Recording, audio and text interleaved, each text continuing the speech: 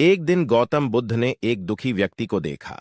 व्यक्ति बुद्ध के चरणों में गिरकर अपने दुख दूर करने का उपाय जानना चाहता था। गौतम बुद्ध ने उस व्यक्ति को अपने पास बिठाया और बोले, तुम व्यर्थ में चिंतित हो रहे हो। सुख दुख हमेशा नहीं रहते। मैं तुम्हें एक कथा सुनाता हूं, ध्यान से सुनो।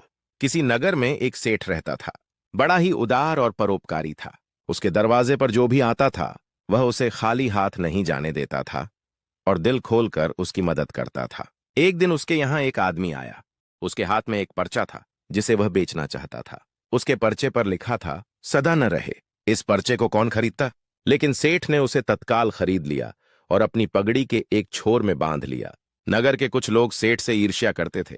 उन्होंने एक दिन राजा के पास जाकर उसकी शिकायत की, जिससे राजा ने सेठ को पकड़वाकर जेल में डलवा दिया। जेल में काफी दिन निकल गए। सेठ बहुत दुखी था। क्या करे, उसकी समझ में कुछ नहीं आ रहा था। एक दिन अकस्मात सेठ का हाथ पगड़ी की गांठ पर पड़ गया। उसने गांठ को खोलकर पर्चा निकाला और उसे पढ़ा। पढ़ते ही उसकी आंखें खुल गईं। उसने मन ही मन कहा, अरे तो दुख की बात क्या है? जब सुख के दिन सदा न रहे तो दुख के दिन भी सदा न रहेंगे। इस विचार के आते ही वह जोर से हंस पड़ा और बहुत देर तक हंसता रहा। जब चौकीदार ने उसकी हंसी सुनी तो उसे लगा सेठ मारे दुख के पागल हो गया है। उसने राजा को खबर दी। राजा आया और उसने सेठ से पूछा, क्या बात है? सेठ ने राजा को सारी बात बता दी। उसने कहा, राजन, आदमी दुखी क्यों होता है? सुख दुख के दिन तो सदा बदलते रहते हैं। सुख और दुख तो जीवन के दो पहलू हैं। यदि सुख है तो हो सकता है कल हमें दुख का मुंह भी देखना पड़े। यह सुनकर राजा को बोध हो गया। उसने सेठ को जेल से निकलवाकर उसके घर भिजवा दिया।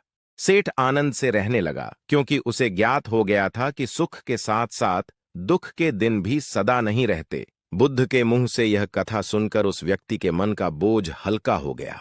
उसने गौतम बुद्ध का आशीर्वाद लिया और अपने घर की ओर चल पड़ा। दोस्तों, अगर आपको यह वीडियो अच्छी लगी हो तो प्लीज हमारे चैनल को सब्सक्राइब करें, वीडियो को लाइक करें। धन्यवाद।